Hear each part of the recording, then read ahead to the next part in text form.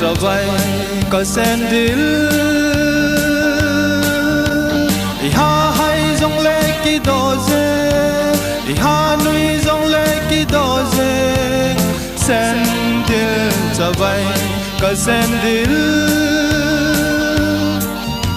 lại lên cả trên cô lan nô tê ina a cốt bul va ka kisu a to lu ki khendel ta sandil cho vay ka sandil ha hay trong lệ ki do deng ha nuôi trong lệ ki do deng sandil cho vay ka sandil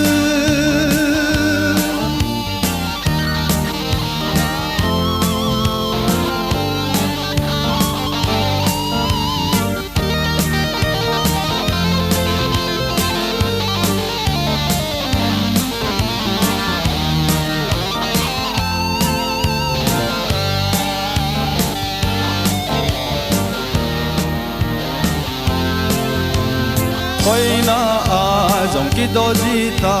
ka sandil o sandil cho vay again kêu vô ki se tan te sandil cho vay ka sandil ha hay dòng lệ ki do dê ha nuôi dòng lệ ki do dê sandil cho vay ka sandil